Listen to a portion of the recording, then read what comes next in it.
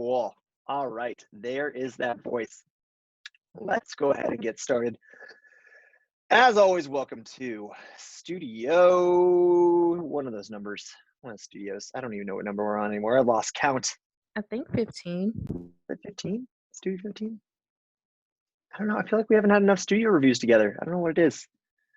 We just need more studio reviews. And I just exited out of the studio. Of course I did. Let's hop back in there. That guy. Come down this. HTTP forms. Okay. I'm going to start sharing my screen here. Okay, I'm going to enable transcripts as well.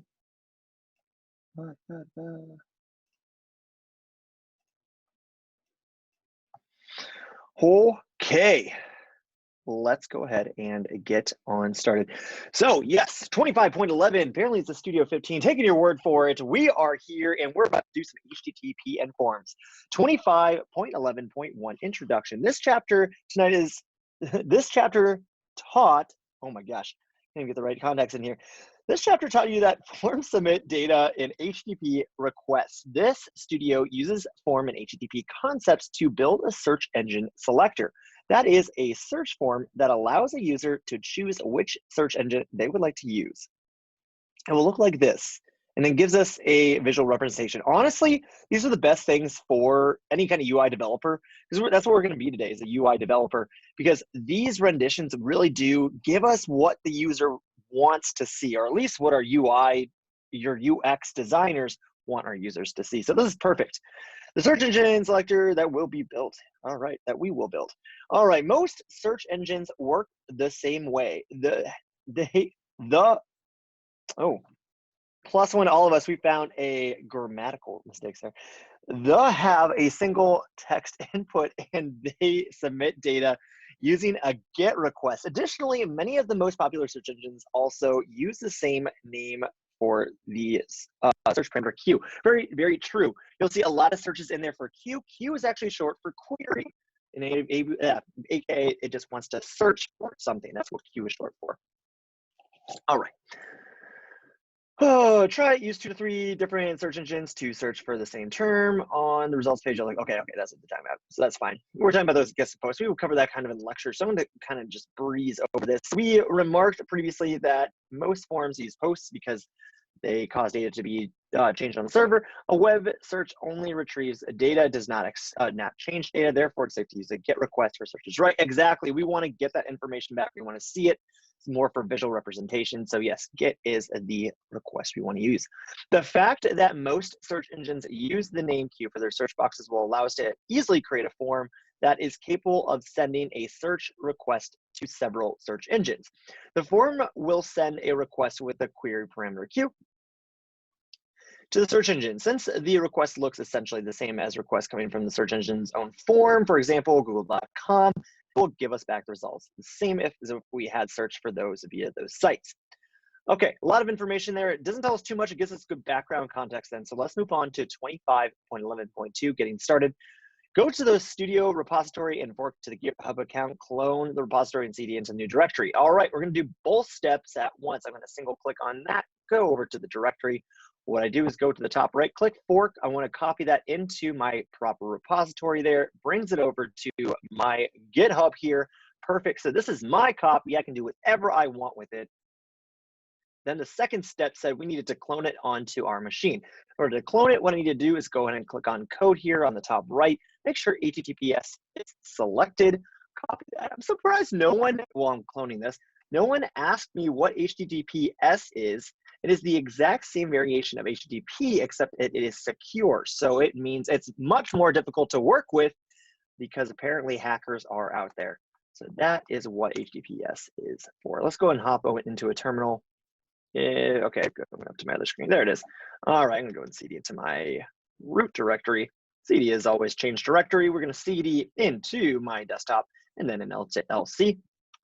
ls, I see that all of my stuff is in here. So I'm gonna go ahead and clone that repository that we just forked onto my machine by cloning it, git clone, and then pasting in that URL. Pressing enter, it clones it onto my machine. Going fast over this just because we've done this many times before. So just to get us to the good stuff, There we go. We are in there, and it says to cd into the directory. I need to ls for a second to list all my stuff. dir if you're on a Microsoft machine. And then what I'm going to do is cd into http informs. http, I press tab to autofill, press enter, and there we go. We have successfully got into this directory. Any questions about this stuff? All right. In that case, I'm going to come back over here to our studio. We are done with 1 and 2, on to 25.11.3, create form inputs. Let's build out the form in index.html. Timeout. It told us to go into the directory, but it never really told us to go and open the code base. So I'm actually going to do that right now because I don't even know what index.html is. So let's go ahead and we're going to come back over here. I'm going to open up Visual Studio Code, which I believe I already have one open. So I'm going to go ahead and close this from lecture. So I'm going to do File, New Window. It's going to ask me, Kyle, what do you want to open? I will tell it open.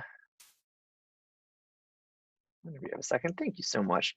Go over here to my desktop, my LC, and then single click on the HTTP informs, press open, and it will open up in this window. There we go. I'm going to go and close out of this one here now. Perfect. So we are in our project. Awesome. And it is a very small project they gave us today. It really is just index.html. I was not expecting this. So it's an HTML file. Looks like there's a head, excuse me, with some stuff in it, as well as a body. All right. We have successfully discovered index.html. There's really nothing there. So let's see what we need to do with it. We will need some data for the search engines we want to work with. Okay, so it gives us this search engine information noted in my head. We will keep it in there until we need it. So let's go down here. Okay, everybody remember Ask back in the day? Oh my gosh, it's been forever. Ask Jeeves. Anybody remember that one? Good old days. Who does not remember Ask Jeeves? Right? Love Ask Jeeves. All right. Because you can actually ask a question and Jeeves would be like, I know what you want, man. I'll get to, okay, anyway, I'm good on the rant. It's late. It's late. All right. Number 1, create a text input within the form and set its name attribute to the value of Q. Seems reasonable request. Let's go ahead and copy this over there just because I have the memory of a goldfish. If we're going to be including an input, technically an input or a text box is something that we see. It is something visual and something that a user interacts with. So which tag will we include this in? We'll include it in the body tag because that is what the user sees.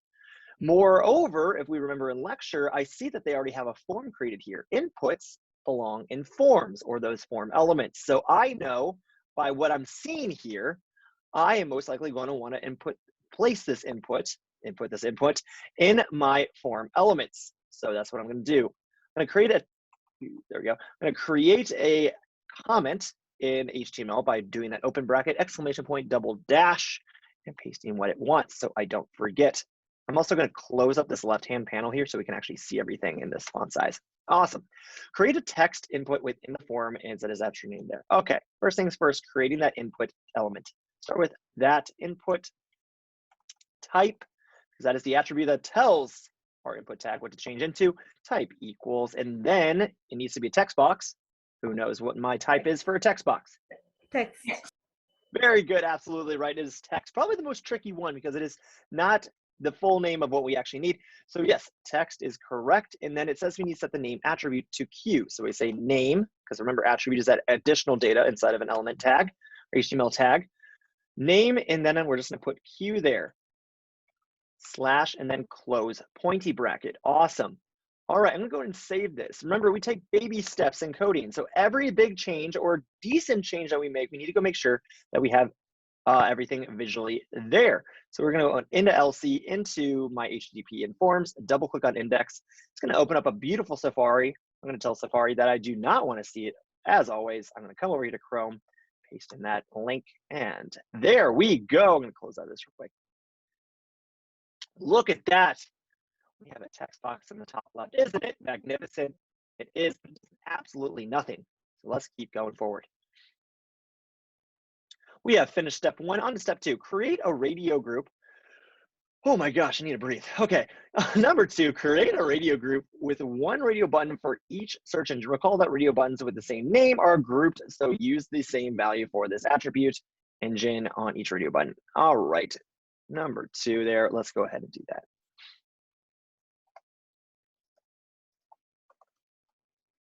another comment, another paste. We're going to go ahead and also press enter there, a little bit closer maybe. Wow, what a big one. All right. So in these, we need to create a radio group. Like it says, name has to be the exact same. So that's what we're going to do. It needs to be it for each engine. We have 4 engines according to our studio. I don't remember exactly what they are. Just remember the number 4. So we will go ahead and get each one bit by bit. So we need to create that radio group. We say input. We need to say type. What is the type of a radio button? Radio. Very good. Radio. Yes, not a trick question. Pinky promise. And then we need to do 2 different attributes. First, we're going to do name, and it needs to be search engine. Oh, they want it to be engine, excuse me, E-N-G-I-N-E. And for right now, let's see. Okay, we call it okay. Engine. Okay, so we'll go ahead and do that one, and we'll do a slash there. For the first one, I'm going to put an ID also of. Let's go back over to our thing and get those. Okay, it's Google first, of course. All right, so that's what we're going to do. We're going to say Google here for ID. And I'm going to need 3 more. So I'm going to copy that line, paste it 3 times. Engine, we're going to have the ID of DuckDuckGo. We're going to have the ID of Bing and then ask. Awesome. There we go. We have our 4 radio buttons. Let's go ahead and save this. Come back over to our browser. We're going to go to index.html and refresh. Well, take a very close look at what our stuff looks like. We have a text box and 4 radio buttons. It doesn't give us much information. So that's nice and all, but what should we do? We should definitely include a little bit more information here so our user actually knows what they're clicking. In order to do that, what I'm going to do is type in a label here. And I believe if we come back up to our studio, it tells us where we want to do. It looks like it wants us to be on the right-hand side of the radio button. So I'm going to type in Google, DuckDuckGo, Bing, Ask, etc. on the right-hand side. So you can include this in here. You can also, you don't need to use the label one if you really don't want to. That's completely fine. You can also just put DuckDuckGo here. I just know a lot of examples in, oops, not what I wanted. A lot of examples in launch code, they will use those labels. So I just want to keep it a little bit close. And a lazy developer here, I'm going to just keep pasting that. There we go. Oh my gosh, Visual Studio Code, you are just acting like it's a Monday. There we go. Remove that. Only happy mistakes. There we go. All right, awesome. We're going to go ahead and put Bing here. And then we're going to put Ask. Awesome. Cool, cool. We have a closed label on line 28.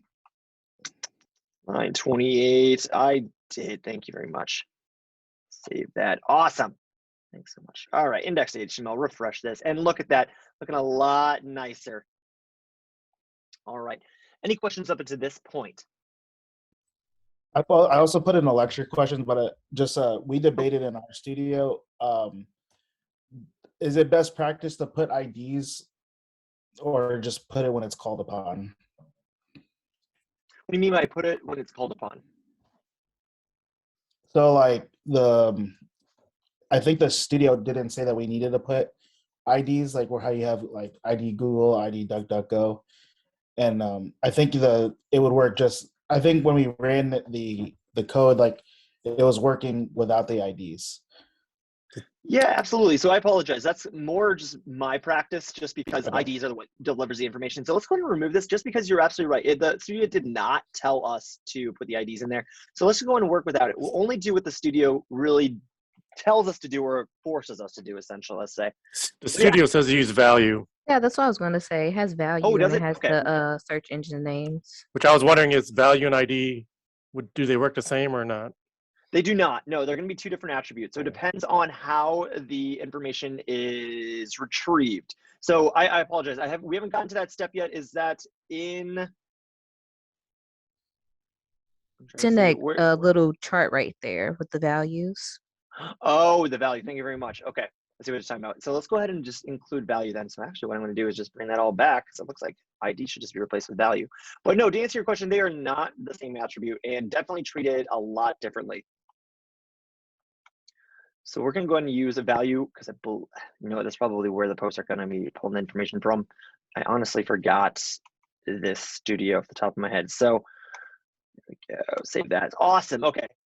Looks like a little bit more in. Thank you very much for calling me out. Keep me between the bumpers, please, if there's something that I'm missing. But yeah, we're going to keep that with value. Value is retrieved a little bit differently than ID is. ID, again, like I said, I only use it because that's how my applications that are written in my environment utilize ID for a different purpose. So I apologize for that confusion. So, and the labels are, again, good for screen readers. That's good practice just for screen readers, because if you don't put that label, I don't think it'll read correctly. Can't you just do without the IDs, can't you still reference, because you can just do get elements by name, right? And just. Technically, yes, you can do get elements by name, I believe, depending on what it comes back. Well, let me see what document. Get element by name. I believe it gives you back a list. It gives you back an array. Right. So you can do by name. Again, a name is not unique, so you'll have to do a little extra stuff with that. But yeah, you can absolutely do get element by name if you want to do that. I'd prefer just to add the IDs and then just get element by ID and then just, that seems to be the easier way of doing it, I think. Yeah, however you want to paint your picture, that is absolutely fine. Yeah, IDs, I like using those too, so I completely agree with that. But however anybody else out there feels like they want to develop the site, we have all the tools in there. It's however you want to use them. All right, any other questions on this? Okay, let's go ahead and move on to then step 3 here. Create a label element for each radio button. Luckily, we already did that just because I did that automatically. I apologize. I didn't know it was going to be there on step 3. So go ahead and highlight that. I just put label here, put on the end, and put our Google, DuckDuckGo, Bing, and Ask on the right-hand side and mean that label. Oh, how do you determine on left or right? So it wants it on the right-hand side of the button. How do you know whether it's on the left or the right-hand side of the button? Absolutely. So depending on how we look at it, so we have the radio button input, or the input, and then if the text goes on the right-hand side of the input, the text will appear on the right-hand side of the input. Now, Jody, I know that, are you talking about from your perspective? So like determine that? Like I'm saying, it wants the text to the right visually of the button, correct? Of the radio button, yes. So is there some, when we write our line of code, is there some way to specify, okay, text is on the right-hand side of the button versus text is on the left-hand side of the button visually? Like, is there something you write in the code? Absolutely. It depends on where you place the text. If you place it on the right-hand side of the input tag, it will place it on the right-hand side of that button. If you place it on the left-hand side, it will do that. So wait, how would you, I'm confused. The line of code reads less input, type equals button, or radio, type equals radio. Mm-hmm. And then what do you mean versus left or right? Because don't you put the type first? You always put the type of the button or whatever first, Sure, right? let me go ahead and read the line to you real quick. So it's label, open label. Then we start our input tag. We have the attribute type, name, and value there. Closing the input tag, and then placing our actual text representation of what that button means. In this case, Google, and then closing the label tag. Okay. Value does not display the text. Value is an internal property for the radio button to hold within itself. It is nothing visual or has nothing to do with what's visually represented. So how would it look? What would the line look like if the text were on the left? If the text was on the left, then we'll go and take a look. We'll go and render that real quick. So what's going to happen is that Google, because that's the one we changed, will be left, and then on the right-hand side would be the button that corresponds to it. So where do you put the Google in the code? You put open label, and then just Google, and then type equals button? So yeah, let me go ahead and read that line again to you. So what it does is that's label, open label element, your input element. We close the input element, and then the word Google, and then close the label element. So what it is that the input tag is created and closed, and then the word Google is there to represent it. Oh, but there's no button. The button is to the left of it. The word Google, the visual representation of Google, just has nothing to do with the input tag itself. So the word Google goes basically its own HTML abyss. It goes in it to the right of the input element. So if you, so it's underneath the input element. So if you wanted it to the left, you'd put it above the input element. If you're talking about a hierarchy, or if you're talking from more of a vertical standpoint, yes. Yeah, we can look at it that way. So you would put label first, then input, and whereas if you want it on the right, you put input first and then label. Yeah, so I'm typing out the line completely horizontally right now. But yes, in how you just asked that, if you place Google below the input element, then it will go to the left, or go to the right of the element. Okay, or go to the right of the trying button. to figure out. Yeah, I was just trying to figure out. Oh, I see. So the label tag, if you put it to the left of the input tag, then it will be to the left of the button. And if you put it to the right of the input tag on the same line, it will be to the right of the button. Yep, correct. Okay. Awesome. All right, any other questions out there? All righty, let's go ahead and keep on going then. So on to, oh, I'm all over, there we go. Number 4, finally add a submit button to the form and set its value to go. All right, let's go ahead and do that. In order to create a submit button, what we do, and so we type in input, we say type, and then the type of a submit button is, crazy enough, submit. Now, value for a submit button is a little different. Remember, input is like a tag that changes to whatever type we have, submit, radio, text, checkbox, and those attributes, or whatever its type are, or whatever its type is, that's how the attributes are affected. So what I'm trying to get at here is value for a submit button will actually show on the button itself. For this one, it says go. However, for a radio button, like we said, or like we see here, value is what the button represents. So in this case, it's Google, DuckDuckGo, Bing, and Ask. So that's why we use value here to say go, or whatever we want our button to look like. So let's go and see that on our index.html. There we go. So we see our text box, Google, DuckDuckGo, Bing, Ask, and then go, the submit button on the far right. There we go. Awesome, awesome. All right, that was number 4. And also, question, how is the value attribute of a submit button used? We just talked about it sets the actual value inside of the button itself. Oh, cool. Am I on an exercise right now? I don't remember this pop quiz in here. Is it giving you quizzes within a quiz? Oh my gosh, what's it doing? All right, let's go ahead and just press this real quick and see what it does. All right, neat. So let's go ahead and go here. On to 25.11.4, submit event handler. Pop quiz, what happens if you try to submit the form at this point and why? Oh, okay, well, I'm just, for some reason, a step ahead today. Go ahead and press go, and what we did, and we're gonna go and do it again. It's kind of like exactly what we saw in lecture there. If we press go right now, what happens is that we have this question mark, Q, and equal sign.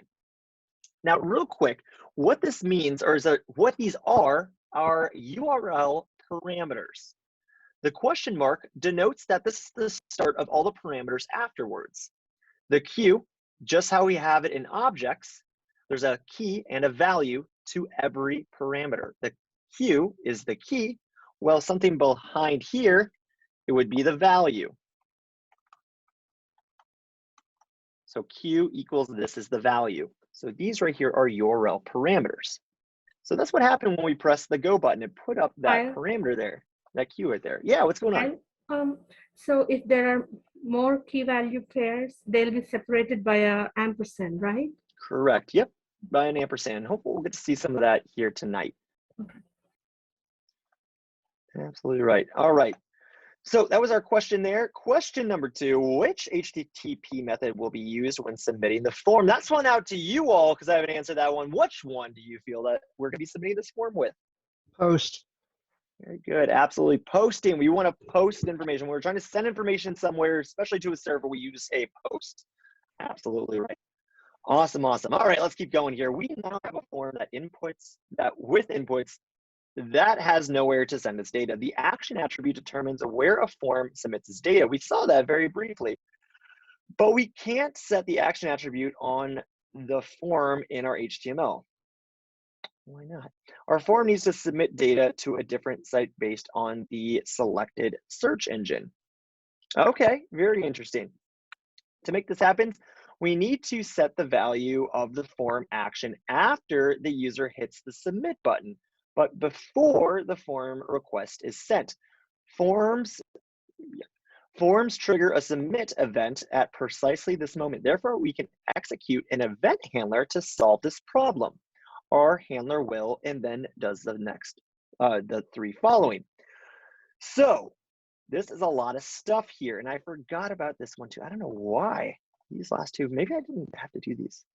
I don't know. Either way, we get to do it tonight. All right, number one, retrieve the selected value from the radio group. Then number two, number three, we will deal with all of this in just a moment. Let's go ahead and do what it not clearly, very subtly tells us we need to do. It tells us that we're going to need to make sure that we are listening for the submit buttons event. So what do we need to build, everyone? Event list. Mm-hmm. Absolutely right. An event listener. All right, so let's go ahead and start doing that. First things first, we need to get the submit button. So we say document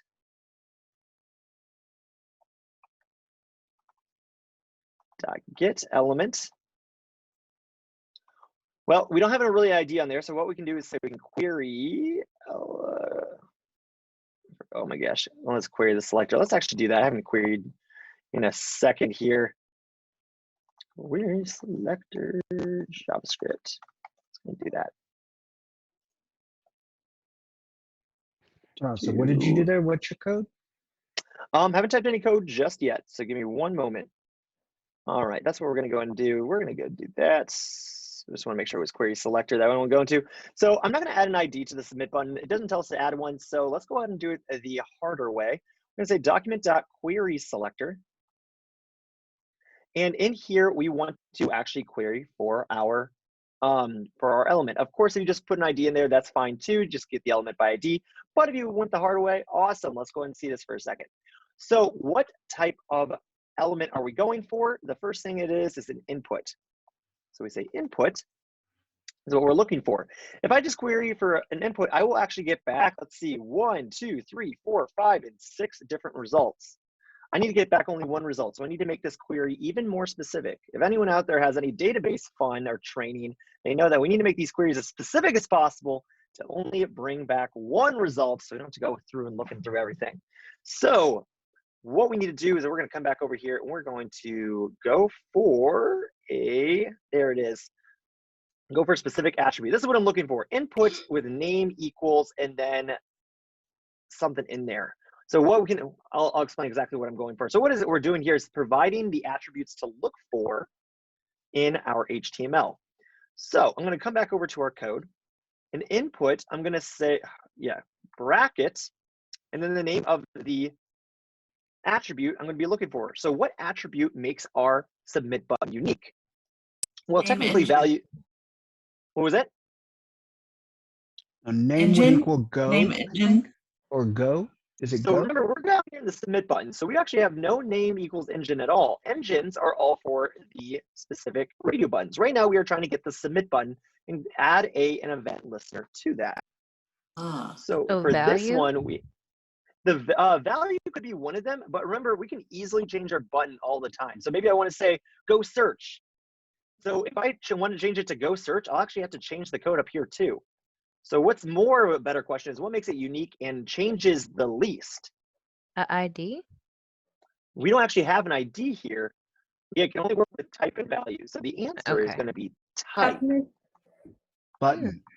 It's going to be type equals single quotes submit. Submit, yeah. And then close square bracket. So our final query we're going to be looking at is input type equals submit in single quotes. So just to make sure this works, we're going to set that to a new variable called elements. We're going to console log out elements. I'm going to go ahead and save this, and we're going to go over to our code, and we're going to go ahead and run it. I'm going to come over here, right click, press inspect, because I need to open up the console so I can actually see console logs whenever they happen. So I go over here to console, and what I'm going to do is now single click go. Look at what comes back. This is awesome. Only one input truly is returned. Now you might be asking, Kyle, did you just get lucky? I don't know. Let's go ahead and remove these square brackets and see what happens. If I just query for input here and I refresh again, You're going to get your whole form. Oh, I need to actually wait for load. There we go. For input. You're going to get the whole me. form. Okay, I was right? like, what? I was like, why are you giving back that? Well, I'm sorry, Jody. What was your question? You're going to get the whole form, basically. For You're input, get all of them. I will get a list of inputs. I won't get the whole form. I will get a list of input elements. Remember, a lot more Correct. things. You're going to get form. each field, though. You're going to get the text box, the radial buttons, the whatever you put in there, right? You're going to get everything. Correct. Correct. Because we are only searching for input tags right now, but we actually want our type. So I'm going to go and paste that back in there, save that, refresh, and now we are back to only getting our input of type submit. Look at that, even if we highlight over it, now it also highlights it on the screen to the left, so that's very nice. All right, so there we go. We have our input of type submit.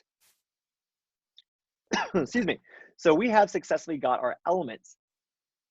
Now the thing about query selectors, and I want to make sure here, is that it does give us back technically an array of results. So I'm going to put in the 0 there so we get the 0th one back. I'm going to double check that I'm not going absolutely bananas. Okay, I'm going absolutely bananas. I'm going to go take that 0. Oh, I'm sorry. Query selector is going to only return the first result that it finds. Query selector all will return us back a list. I apologize. I'm getting back into my vanilla querying here. Let's go. There we go. There's that node list we're looking for. If we query selector all on all of them, we're going to get back a node list, which gives us back all of our inputs. Query selector, excuse me, with just query selector will bring you back the first result of the list. I apologize for that. So let's go ahead and take a look at that. We refresh here. It will bring us back our first input, which is our text box. So remember, query selector will bring us back our first result that we query automatically. But is that useful? Yes. Is it very dangerous? Also, yes. So always make sure your queries are very, very specific if you're using it.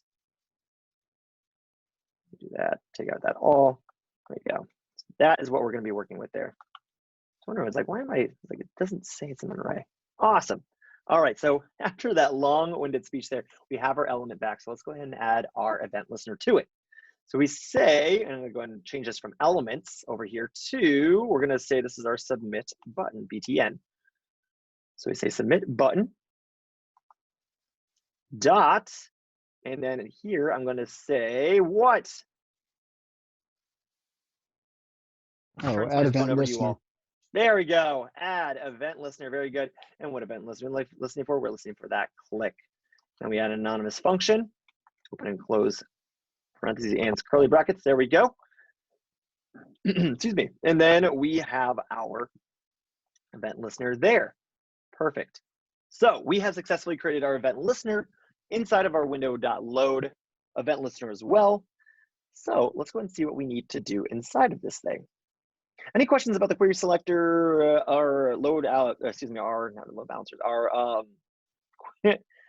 our add event listener or anything along those lines? All right, let's keep going. Wait, do you have the add event listener as that variable up there and then you do the query thingy, or did you put it all on one line? So these are 2 lines right now. You can put it on 1 line if you'd like. Absolutely. So 8 and 9 right now are 2 different lines. I have the query selector on 1 line, and then I have the add event listener on the second. So the variable is the query selector, and then you just the variable dot add event listener, blah, blah, blah, blah. Yep, absolutely. Yep, so 2 different lines for this one, but again, if you want to, you can definitely condense it into 1. Kind of what we saw in lecture there. Anything else? Anybody else? All right, let's keep going here then. So we need to retrieve a selected value from the radio group. So we actually need to see which one is selected there. Then we need to use this value to determine the action URL based on the search engine. So this is all after the submit button is pressed. So we need to retrieve the selected value from the radio group. So let's go ahead and do that. We're going to go over here to our add event listener. We're going to say const or let. I'm just like, I don't know why I keep going to let's. Okay, so we're going to say selected radio button btn equals a document.query selector. And now we're going to be using this query selector here to get our selected stuff back. So let's go ahead and do that. So what I need to do is that I need to say input, and I need to get of my type or name. I can also do name. I can say name equals engine. Jody, I'm sorry, what was that? Yeah, name equals engine and then checked, because I think that'll check the state of it. Absolutely. I love the enthusiasm. I will definitely get there. But yes, you're absolutely correct. Name equals engine, and then you definitely want to do checked. So checked is the other attribute we're going to be looking for. Remember, if we saw that very quickly in lecture, we can put checked with checkboxes and radios as an attribute to either pre-select them or read their value in itself. So if one of our radio buttons is checked, that attribute is set to true, technically. You may want to read the next section because you're supposed to write a function to do this. Let's go ahead and see that. Set the action to, are we talking about this section right here? The next section, create and register Section? handler. Okay, we will pause there because we'll get to the next section here momentarily. At the bottom set, you're supposed to create a function set search engine. Okay, well, we might get there here. Let me keep writing this code and then we'll get to that next section. All right. Let's see here. Let me double check to, okay, are we talking about, let's see, okay, it's a subsection. All right, thank you very much for that. I apologize, take that back. Let's go ahead and we'll take a look at it. So it looks like it wants us to retrieve these three things and it tells us more information about it. Good, because I was like, that is actually a long way to go for that. So I'll pause here for just a moment. I'm gonna go ahead and comment this out. Let's start here at 25.11.4.1. Again, thank you very, very much for keeping me on the tracks here. Create and register the handler within the script element near the top of the file. Create a function named setSearchEngine. We will code this function later. Just for now, just add a simple console log to the statement so when it runs, all right. So within the script, you need a file. So create a function named setSearchEngine. All right, we'll go ahead and do that. So inside of our inside of our HTML, it says inside the script, let's go ahead and we'll just put it, you guys want to put it above or below the add event listener for the window? Anybody got a choice? I put it below the window. All right, let's go and do that then. I'm gonna open and close those parentheses so we don't have any parameters here, and just let's put a simple console log. So we'll say hello. Remember, we do not need to have our functions within our window loader because functions are just going to be compiled and just waiting there to be ran. They're excited to get ran, but because they aren't ran on the fly, we can actually just create them outside of the window.load event listener there. All right. Near the bottom of the script tag is the stub. This thing, we saw that already. We're very acquainted with this add event listener. We just saw that. Replace the to do with the code to set the search engine as a handler to the form submit button. You will need to get the form element doing one of the DOM methods. Okay, sounds good. So let's go ahead and do that. So what it's asking us to do is that it's asking us to set a function, or this set search engine function, to the function that occurs when an event occurs. Okay, I click on the submit button. So to keep me from just talking all that, I'm going to go ahead and, well, let's do that later. Let's go ahead and talk about what it really wants. So first things first, it says that we needed to get the submit event. So that's what we did, or excuse me, the submit button. And so now we actually need to add that event listener. So I say submit button dot add event listener. We still need to listen for that click. And then we need to set it to a function. That function we're going to be setting it to is set search engine. Now, this is what we wanted to do. Note that I did not put the parentheses here because we want to set it to the representation of the set search engine, not actually call the function whenever this happens. So we say set search engine just there without the open and close parentheses. All right, let's go and see if this actually works. I'm gonna click go, and I see hello there very, very, very quickly. See it again. See hello. If anybody didn't see it, I promise you hello is showing up there very, very briefly. Wait, so That- you don't put the parentheses when you call set search engine? You don't? No, because the I'm parentheses means confused. that you want to execute that right then and there. Right then and there. So if I did that, what would happen is that when this line gets ran, submit button data add event listener, and this whole line gets executed to set the event listener, not to execute it, but to set it, like to set the trap for the event, that function will automatically get ran right then and there. So what does your code say? Blah, blah, blah. Submit button dot add event listener, left parenthesis. What do you? It says quote click end quote comma Yeah. set search engine close parentheses semicolon. Okay, you just. Yep. So we just put the function in there without the open and close parentheses. So it doesn't actually call the function. It just. It sets the representation of the function there. So it sets the reference to the function there instead of actually calling to it. Instead of actually, yeah, okay. Yep, it's almost, yeah, putting the variable or, yeah, just the container of the function itself there. It doesn't actually execute it. However, anybody would want to think about that. Any other questions on this? Because this is kind of interesting. We have seen this before, especially with anonymous functions back in those days. Any other questions on this?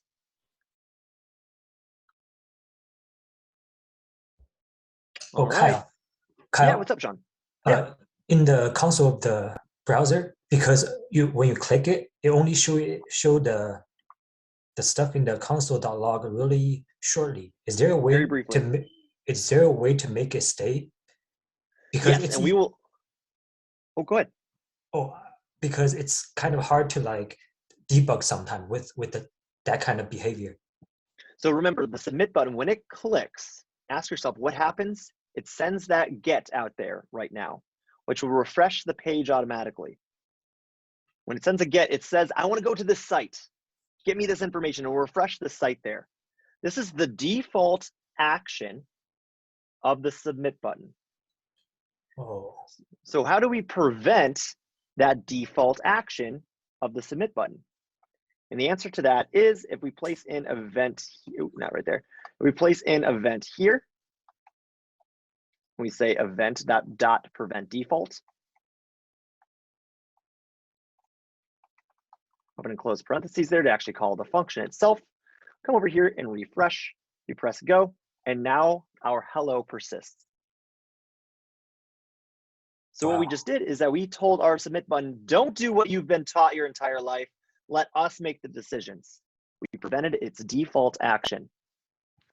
So what happens in a normal case when a form is submitted, where you basically, it'll take a minute, like it takes a second, and then it'll come back and it'll load the page again. And this time it'll say, thank you, your form has been successfully submitted. Does it actually provide that event listener? Does it actually provide a get to a different URL for a success case? So it depends on how the form is written, but what you're talking about is that action attribute that we mentioned at the very end of class, and kind of what we were talking about here in the studio is that the action sends that information out and waits for it to come back. What comes back, depending on the technology that we're working with, will show you that page that says, thank you very much. Or your HTML itself will send on a success, will send you to another page that says, well, thank you very much for your feedback, or thank you very much for your form. So it depends on how it's architected, but there's different ways we can do that. To answer your question though, to send it to a different location, you'll use that action attribute in your form element. I'm having a problem with this. I'm not saying what I have different from yours, but mine isn't, it's telling me that submit button dot event listener is not a function. So you're going to want to make sure, one, you have a submit button in your form. Two, make sure that you have your query selector up there correctly to the T, and make sure something's actually coming back from there, because that means your submit button is not actually bringing anything back. All still. Does that affect it? I'm sorry? If I still had it as all, still, would that affect it right there? It will. Yep. Let's see. Oh, I'm still getting this compared.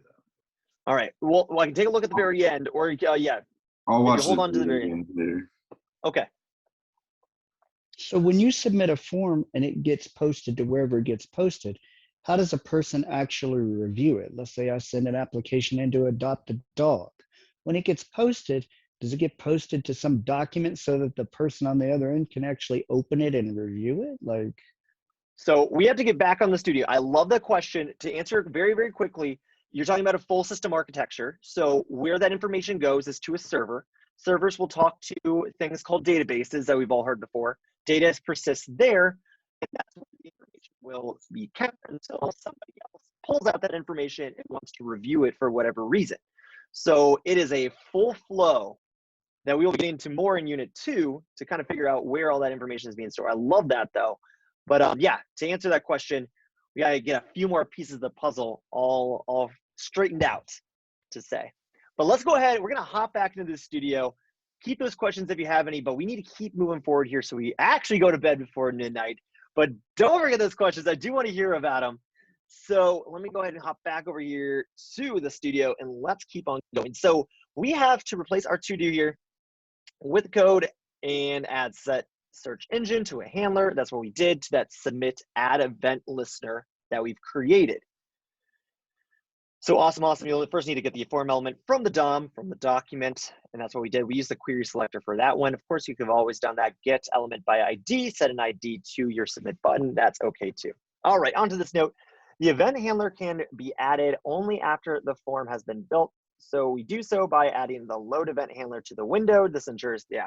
So basically, we've talked about it before. We have that event listener on the window for the load event because we can only call to the document for those inputs when everything is created after loading, aka. Before moving on, make sure the code you just wrote works. Submit the form and take a look at the message in the console to verify that the set search engine is ran. It is ran, and we also persisted it by doing that prevent default. I'll remove that here in a moment, but it looks like everything is good to go. So any other last second questions here before we move on? All right, on to 25.11.4.2, set the action. Our event handler now runs with the form is when the form is submitted, but it does not do anything. We would like, I cannot read today, everybody. I'm so sorry. We would like it to be sent to the action on the form based on the user's choice of search engine. Add the code to the set search engine to get the selected radio button element using document query selector. The selector you'll need is a little complicated, so we'll give it to you here. Oh, that's so nice of them. Oh, I forgot the checked attribute is colon checked. Thanks to them. This is gonna make it so much more easy. So let's go ahead and do that. So we're gonna be using the query selector. So let's go ahead and do that. So we said, let's selected radio button equal document dot query. There we go, and we pasted that in there. So awesome, it gave us that. Again, I forgot, I didn't catch your name, but to the person who kept me on the rails there and let me get into these actual sections instead of just taking those bullet points with stride, thank you so much, because that would have been just a headache. So awesome, we are posting our query selector there. If you are interested, query selector is pretty cool. At one point, I did kind of know it a little bit better than I do today, but there is a big variety of way of how to select things using this query selector in HTML. Definitely take a look at it if you are interested. But there we go. We should get that back. Let's go ahead and we're going to console log out what we get. See if this actually works. Save that. Come over here. We're going to go back over to our index.html. Refresh. Press go. And we see we got back a hello and a null. Why do we get back a null? You haven't selected a radio button. Absolutely right. Let's go and select Google. Press go again. And there we go. We get see hello again. It's very welcoming. We see an input radio name of engine and a value of Google. So we are getting back our element using that query selector that it gave. So awesome. Thank you so much, launch code. Let's keep on going then. This compound CSS selector combines an attribute selector with a pseudo selector. Ooh, that's what that's called. The attribute selector name or input name equals engine matches all input elements with the attribute name equal to engine. The pseudo selector :check specifies that we only want the selected element from that group of matches. Combined, the selector gives us the selected element in the radio group. Absolutely correct. We got back null because none of them match that attribute of checked. So awesome, awesome. Once you have the selected radio button, getting its value using .value. Get its value using .value. The value tells us which search engine the user has chosen. At this stage, we could use an if-else statement to determine the URL for selecting the engine. All right, this is ugly and inefficient. Honestly, I was thinking, like, okay, we could do an if-else statement. This is ugly and inefficient. A better approach is to create an object to store the engine values and URLs, and store the engine values and URLs as key value pairs for a single engine. The object would look like, and then gives us that example. Add this to your code and fill it out to include the other 3 engines. All right, let's go ahead and do that. So I'm going to copy that because it's free code. Definitely copy it away. And what I'm going to do is I'm going to go and paste it up here in the top of my scripts. Just like how we did it back in our classes day with JavaScript, we always want to put our variables at the top. I like putting them right there so I know everything is located. So let's go ahead and we're going to do key value pairs. So we're going to make sure we stay consistent with the values itself. So we're going to scroll back up to the top here. There we go. We say DuckDuckGo is our next value. Put in the quotes there. And this is going to be a very boring part, so feel free to just go ahead and take a sip of water if you want.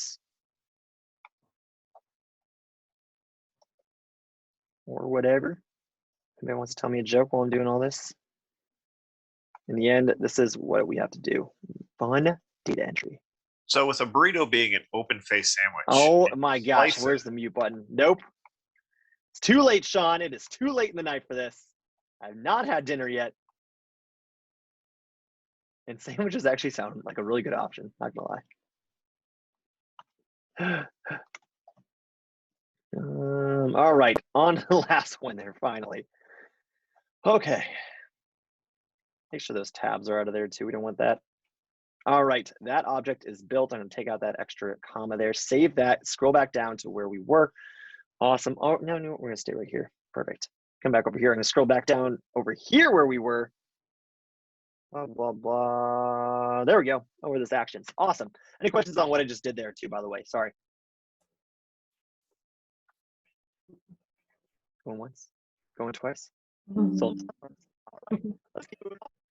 Now you can get the action URL using action, bracket notation, and the value of the selected radio button. All right, it gives us a lot of strong hints here. I like that. Once you have the action URL, find the form element and set its action using set attribute. All right. So let's go and do that. So now that you have the action URL, you have the attribute. Okay. Cool. So let's go and do this. So we need to do a lot of things whenever the user selects the radio button, but also whenever they press go. Remember, the biggest thing about knowing when to do something is when does the important event happen. I select Google, but I don't want anything to happen there. I wanted my action and all of my stuff to update whenever I press go. So what I need to do is I need to do all of my work in the event listener for the submit button. We see that we have our submit button, or sorry, our event listener here is in the set search engine. So down here is where I need to do everything it just mentioned. What I'm going to do is remove all of the additional code that I added included there, those things being the prevent default and the console logs. All right, so what I need to do is come back over here. I need to, first things first, I'm going to be setting the attribute of the form itself. So what I want to do is actually grab the form. So I'm going to say let my form equals document dot. Oh, thankfully they have an ID there. So what I can say is document dot get element by ID, and the element ID is search form. You know what I'm going to do is I'm going to update my variable here to search form, since that is what it's actually called. There we go. So I have my selected radio button. I have my form. And now says I need to set the attribute of action of my form to whatever the URL chosen is. So before I even do the big thing, which is setting the attribute, I need to get one more bit of information. That's that URL.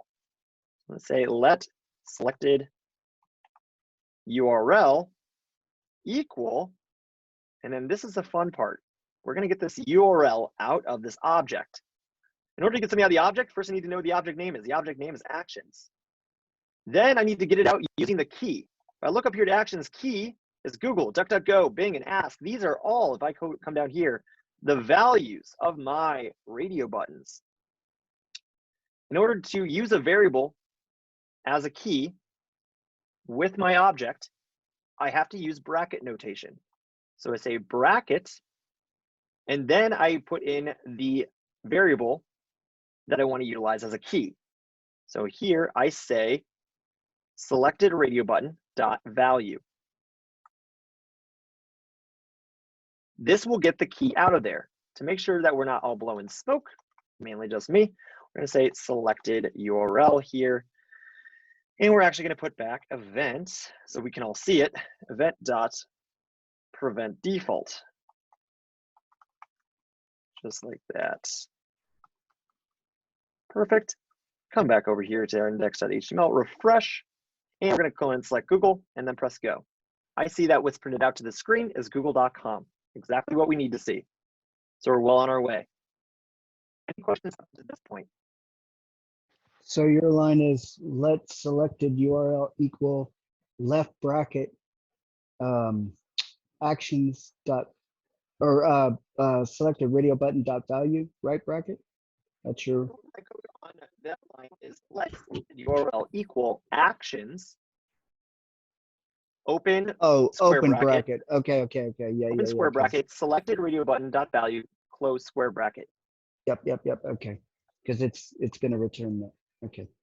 Yep, absolutely. We want to make sure we use that object name in order before we use the key. Yep. Because it's basically. Awesome. Yep. Okay. Cool. Kyle, Any other questions? Yeah, Hannah. For the life of us, we couldn't get that. I mean, can you please explain it just one more time? Because we thought about it a lot in the studio. Just this line, the 21. Line 21, absolutely. So. Thank you. Yeah, absolutely. So for the object, we can get values out of objects in two ways. We can use dot notation or bracket notation. Dot notation is only if we try to get the value out directly. So I'd say actions.google. This is the only way I can get out that value. If I type in selected radio button like this, dot value, what it's going to do is try to come up to this object and look for selected radio button as one of the keys, because I'm trying to call it directly. This is impossible to do because selected radio button dot value is a variable. It contains information. If I want to use a key or I want to use a variable as a key, the only option I have is using bracket notation. So bracket notation is denoted, of course, with these square brackets, and then I place the variable inside of it. The variable again means selected radio button dot value. So this right here, whenever the compiler finally comes down, remember we're going sequentially, will turn into, if I have Google selected, it will turn into Google. If I have Bing selected, it will turn into Bing as the string representation, Google or Bing, respectively. That there is the key to unlock either google.com or bing.com, again, respectively. So to make that decision, ask yourself, are you trying to call into an object using a key that's in a variable, or can you directly call to it using the dot notation? That's how you make those decisions. The way I think about it is dot notation is when you know a specific case. Here, you don't know what the user is going to choose. So because of that, you want to be able to pick whatever they choose. Absolutely. Yeah, however anybody out there wants to think about it, for sure. Hannah, does that help out a little bit? Kyle. Yes, thank you, Kyle. Absolutely. All right, so we have our selected URL. We're going to continue on here. Selected our URL. The last thing we need to do now is set the attribute to our form. Remember, the attribute we want to set, the URL or the attribute that has the URL that controls where our method or requests are sent is called action. So what we can do here is that we can set the attribute action to whatever that URL is. So we say search form dot set attribute, and it takes in two different parameters: the actual attribute we want to set and then its value. What was the name of the attribute name that we want to set? What is it called? Action. Very good. Action. Awesome. Awesome. And then finally, the value that we want to provide it is the selected URL. Just like that. So with this, we are now setting the action and then letting our default action take place. Or yeah, excuse me. Yeah, no, I said right. Our default action take place. So you save that. And let's go ahead and see what happens here. We're going to go and refresh our page. Always remember, you refresh your HTML, refresh your HTML, refresh your HTML. Sometimes you do not see the changes unless you do so. Most of the time, especially in this kind of stuff that we're working for. All right, what do we want to search for? Let's say, we're going to go with sandwiches. I'm going to use Google here. We're going to press go. And look at what we just did. We typed in sandwiches for Google here. We can click search again, and it gives us all these sandwiches. And look at, oh, they're all closing soon, but I would love some snarfs right now. So there we go. All right, let's try DuckDuckGo. Who's got another search? We'd love some Your URL.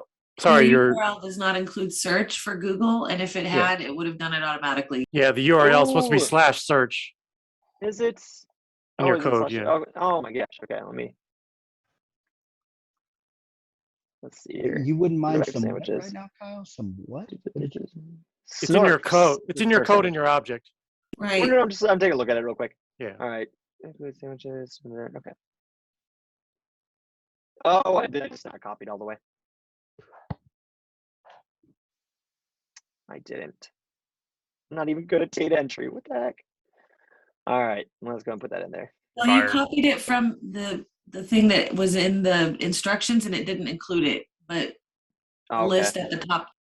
Oh, okay. It It's wasn't not my your fault. fault. Oh, thank you. I was like, all right, Kyle, you don't get Snarfsnet at all. Oh, thank you. Actually makes me feel a lot better. I was like, wow. I'm saying snarfs. What are you saying? Snarfs. SNARFS. Snarf sandwiches. It's a lot like a pickle minz or a potbelly, and just specialized sandwiches. There's always one down in the Delmar area that I go to. All right, let's go ahead and we're gonna type in sandwiches once again. Let's hope this one works. Can we get a definition of open face sandwich? Pizza. No. Oh, you know what? There we go. I will do that. I will say define open face sandwich. I will entertain. I can't spell sandwich. WCH. We're gonna see what DuckDuckGo has to say about it. For some open face sandwich, not a burrito. Look at that. First result. All right.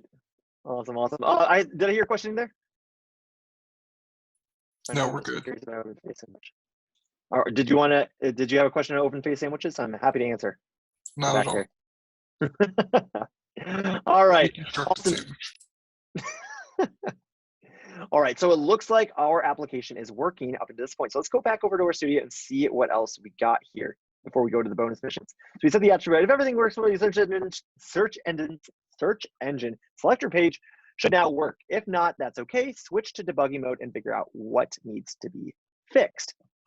Remember, if anybody needs to do that, we're going to come back over here to, not that way. We're going to come back over to this one. And remember, we always right-click, press inspect, and we come over to the console. See if there's any red up there. You shouldn't see any red on your end. You shouldn't see that, oh, this couldn't be found, or something didn't come back correctly, something along those lines. Take a look at that. That will be your biggest indicator. Let's go over to here to network. Well, we're not going to see much because actually we'll just retransfer us here. Go ahead and click, yeah.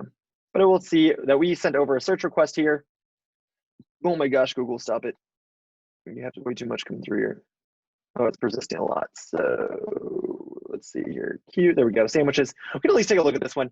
What we did is we sent over here, again, remember a GET request, a 200 over to google.com that said our queue for sandwiches. Of course, this is the incorrect URL, but just note that this is a way also to read our networks to make sure everything is going good. It looks like a GET request. That's what we needed. We want to see that website full of our search results of sandwiches and then our source code. So it looks like we are all good here. So I'm going to just pause here for a moment. Any other questions about what we just went through for this part of the studio? Can I take a look at your code again real quick? Yeah, absolutely. Thank you. I'll leave here for just a moment though, so feel free to take a picture because we got to keep hopping on to one more thing. All right. Thank you. Could you go through line 22 again, just briefly? Line 22. Line 22 right here. So remember, what is attribute in HTML? An attribute in HTML is one of these things. So type is an attribute. Name is an attribute. Value is an attribute. Type, name, and value are all essentially keys in a key value pair, where type is the key and text is the value.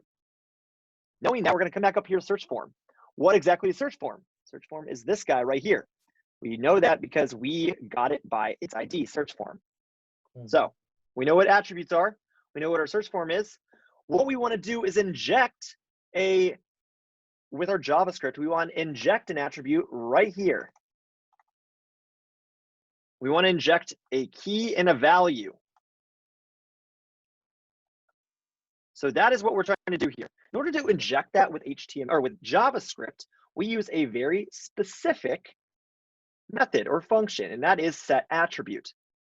So search form is the representation in JavaScript of our form, and how we inject that attribute in there is using set attribute.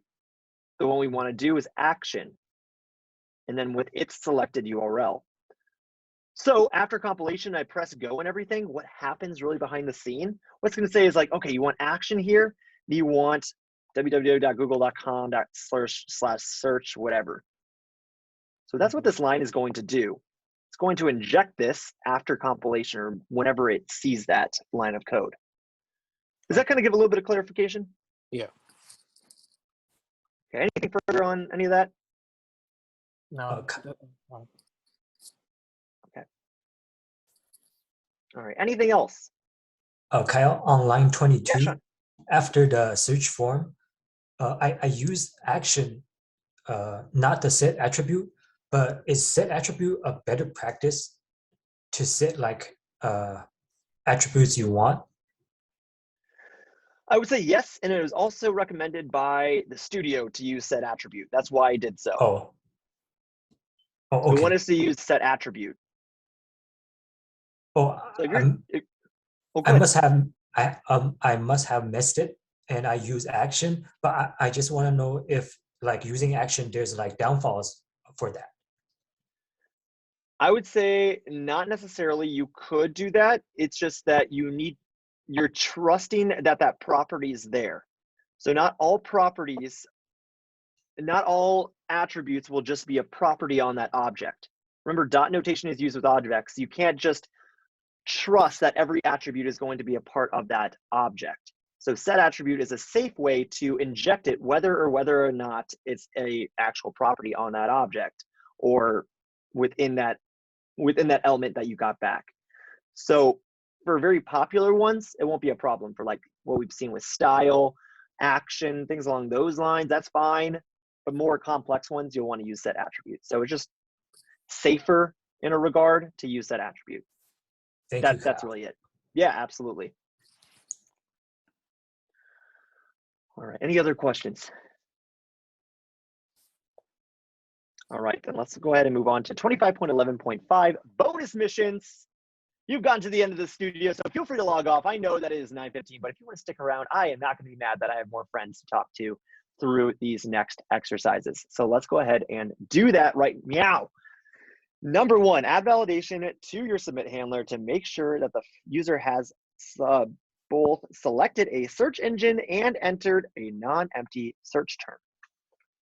So let's go ahead and do that. I'm going to copy that and bring it over.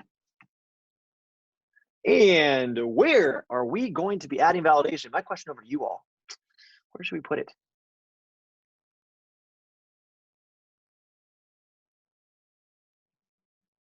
Anybody? Function. The The function. function, absolutely. Where the submit button actually, whenever we click the submit button, where does it actually execute? It executes this thing, this function right here. So yes, we need to include the validation in there. So we're going to do that. Oh, and I forgot, I'm not in HTML, so I can actually use my stuff there. That's so much nicer. Awesome. All right, so add a validation to our submit handler to make sure that a user has selected both the search term and not empty. Let's go ahead and start with the one we know, and that is to see if our search term is empty. So to do any of this validation, we actually need to have both of these controls up here. So I'm going to just paste them up here. And actually, that's a lie. I need, okay, that's select a radio button. I need one. I'm missing one right now. I'm missing our text box. So let's go and get that. Say let search box, I can type there, equal document dot get. Let's see if it has an ID. That would make life a lot easier here. It does not, but it does have a name. So we can use that. So we'll say query selector. And we're going to say input in quotes, excuse me, input. Wow. Name equals, and then Q in single quotes, close square brackets. So there we go. We are getting our query selector. We are selecting the input with the name of Q. Not to be confused with the person off James Bond, one of my favorite characters. All right. Input name equals, because he was a huge nerd too. Wasn't that, was that Q? Was Q the like smart one, right? Yeah. It's a cool one. And all the cool gadgets. All right. Anyway, our search box is right up here now. So we are able to take a look at that box and see its value. So let's go ahead and we're going to write a validation for that. So we're going to say if our search box dot value equals empty quotes, then this is not correct. If it's an empty string, well, you don't have anything to search. Why would we go? So what we need to do is say, let's just say window alerts need to have a search term. Now, one thing I want to show you here is that if we ran this right now, would it work? Yes or no? No? Question mark? Why not? Question mark, why not? I was guessing. Well, good. You know what? You got a 50-50 chance, and you're correct. It would not work. Absolutely right. So let's go and take a look. It will work, but it won't work. So let's actually, you know what? Maybe it was a trick question. It depends on how we say it works. So let's go ahead and say, we're not going to type in anything here. We're going to click on Google. We're going to click Go. It says you need to have a search term, but press OK, and we still get transferred over to Google. So the window does pop up, but we still get transferred over to Google. Why did we get transferred over to Google? Because the submit button is still acting on its default action, how the submit button was raised. We need to tell it, don't do what you were taught, do what we want.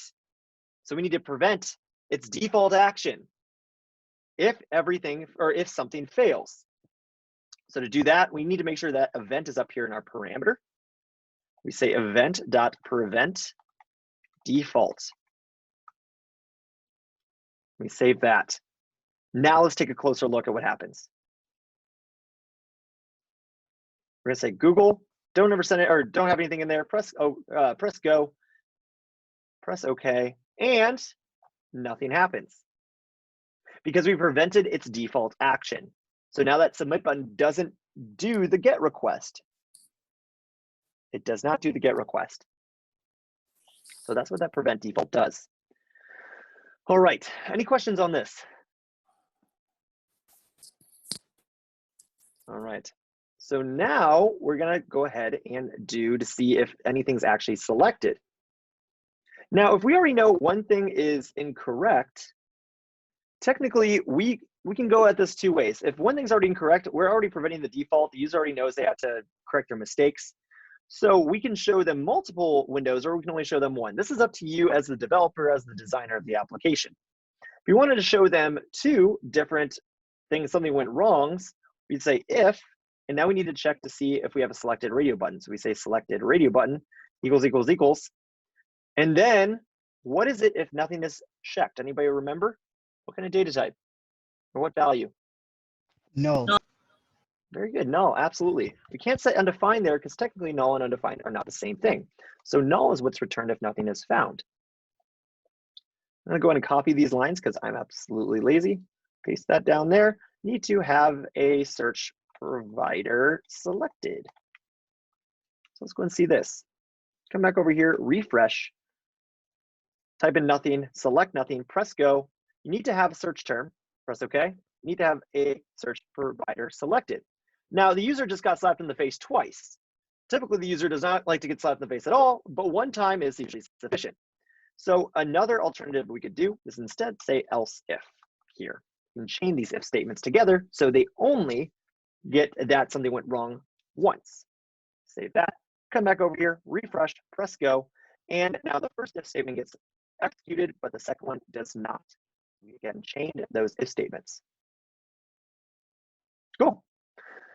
That is that one right there. Any questions on it?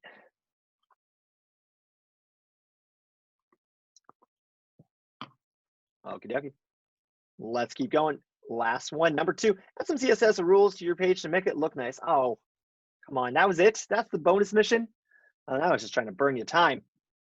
All right. Anything specific? I'll leave this one out to you all. We've seen CSS. Anything in particular in CSS or anything in general you would like to see to make this page look prettier? Give it a background.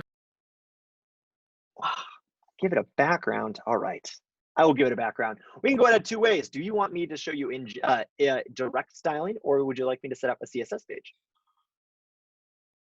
CSS page, because it sounds harder.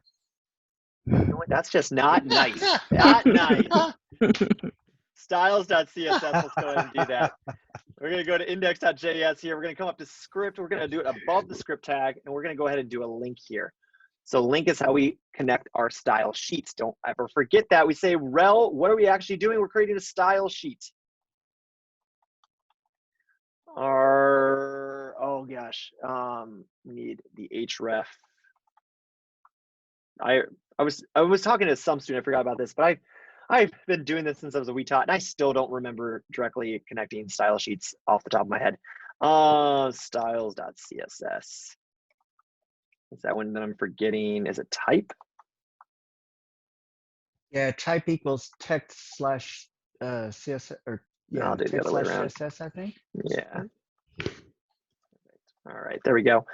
Okay, so that will connect this. So that was the fun part. Let's go ahead and actually do that background of whatever. So if I want to do a background, an easy way I can do it is just say body background color. Anybody got a background color they want to see? Burrito. Blue, please. Orange. Maroon. Orange reminds me of burritos for some reason. Oh, it's like burrito color. I don't know why. I feel like that's a burrito color. There we go. Why do I keep doing that to myself? There we go. Refresh this. And there we go. We have an orange background. What I just did is direct styling to an actual tag itself, the body tag. So any page with this styling now, its body will all be orange. So it's a quick and dirty way of actually setting our background color. So anybody want to make it a little harder? Any other styles that they want to see? Any other stylings stuff? I want to change background colors based upon the width of the screen. So if you widen the window at a certain number of pixels, I want to change colors. Let's see if I can actually get that WebKit. No, I remember just glimpsing at that stuff. I am not getting into WebKit right now. I love that one though. Oh, Hannah, I think I heard something. Save me from this one. What would you like to see? I was just saying, like, can you do that? I mean, like, is it even absolutely possible? Yes. It is. It is. Dang it, Sean. And you can also call into Windows.elements, so you can actually look in and figure out, what the page has and make it responsive. That way, if you're looking at it on a mobile, a very narrow screen, it looks one way, but if it's wider on a desktop, you have another. So that's why you would also do it. I also wouldn't, yes, but you should do CSS, try to do CSS styling first before you do your JavaScript stylings, because JavaScript really does slow down your page renderings, trying to do all that stuff. I have found out the hard way. Page size, CSS. See if I can do it. So really quick. I try to give you the easy ones. Yeah, huh. All right, there it is.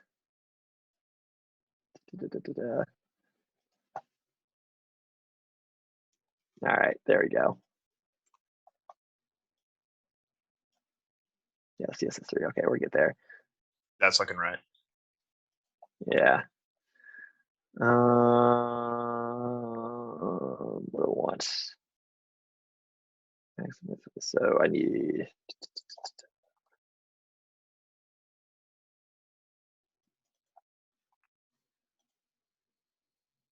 Okay, what am I doing? I'm doing a max width of that one. So no, I need to do a max width of 1,000.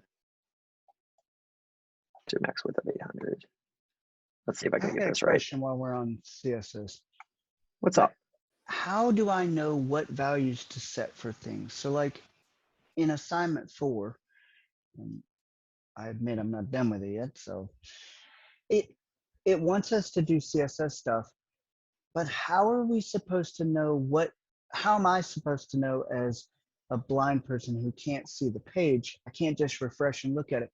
How do I know what good values are for things? Width, height, padding stuff, you know, all that. How do I know what the correct values are supposed to be? So if you're looking at designing something between something that's visual to another individual instead of yourself, I mean, the only recommendation I can truly give you is that the same way that I would learn if I learn typically even using visual cues is just through reading what other pages are doing.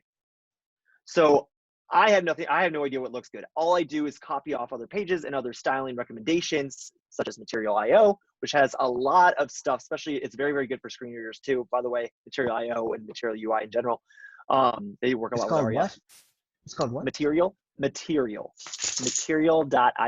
It is styling standards. So material, like a paper is a material. Yeah, like MATERIAL, just material. Yep. Okay. So those are styling standards. So that's how any developer, no matter what, will base their designs off of. So it's more an informational approach rather than just purely visual. Because like when I go to like W3 schools, I was looking at some of their stuff, right? And they give examples of styling things, but they've got all these like font family, font size, which is fine. But then they've got like padding and floating and height and width, obviously, and just different things. But they've just got what look to me like arbitrary values. Like I don't know how they know that looks pleasing or that's. So, like I said, following coding or following styling standards, again, an informational approach rather than just if someone feels if it looks good or bad, would be a possible place to explore. Just and because I don't understand what half of that means. What is padding? What is so obviously I am, you know, font family, font size, I get all that, but padding, floating, I don't know what all that is. So those are different concepts. So it's all about how someone perceives what padding and margins are based off of its actual definition. So those things, if you want to schedule one-on-one time with me, feel free. We'll have to talk about how you exactly want to try to explore what those concepts truly mean. It's hard to put into words because I don't exactly know where to exactly begin with those types of and the screen reader properties.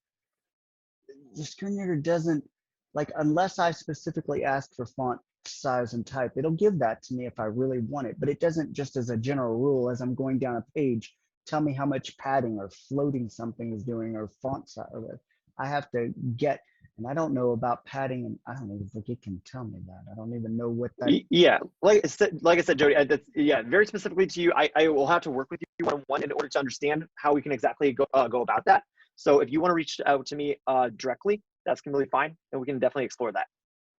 Okay.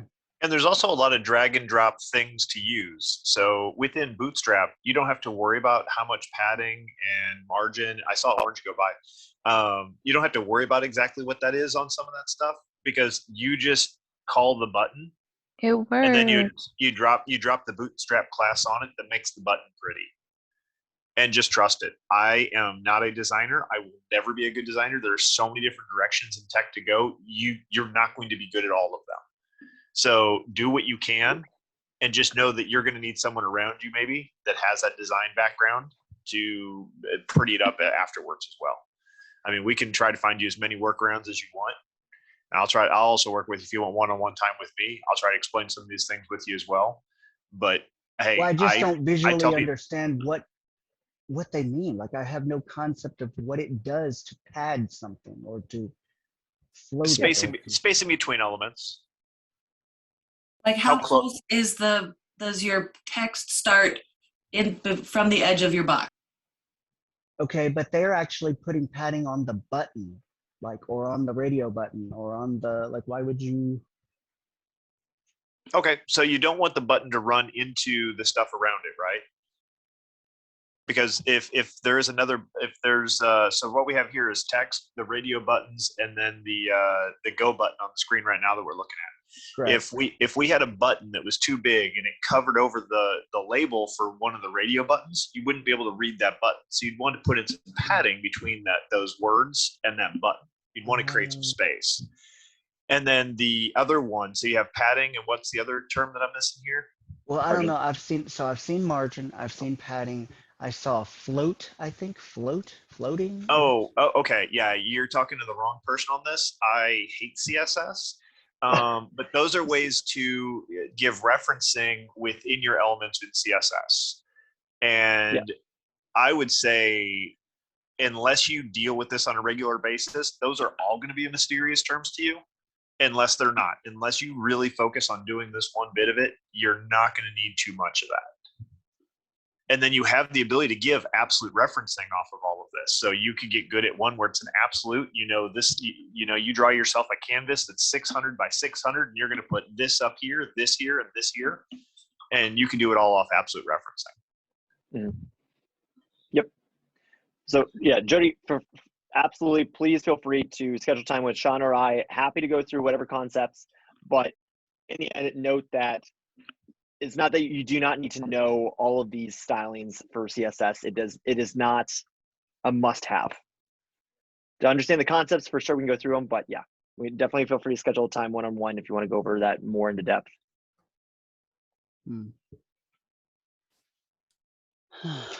All right. Any other questions or anything else that we want to see on CSS? Sean, your request was met.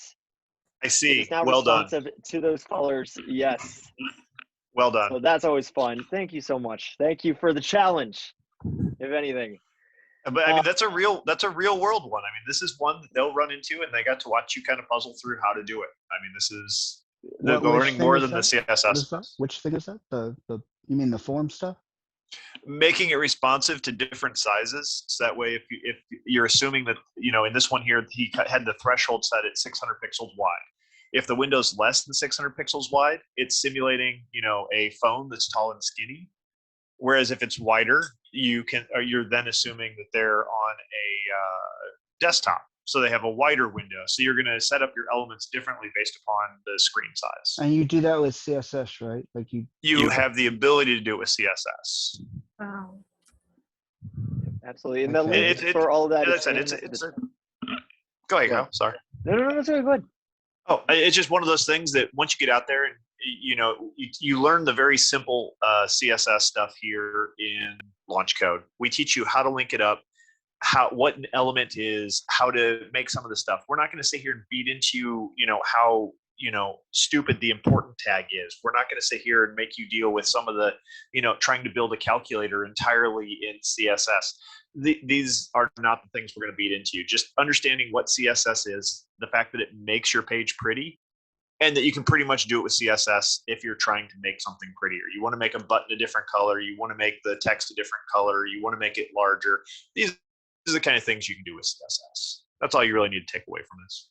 But it can go a lot further if you dig too deep. don't dig deep on CSS. Unless you want to.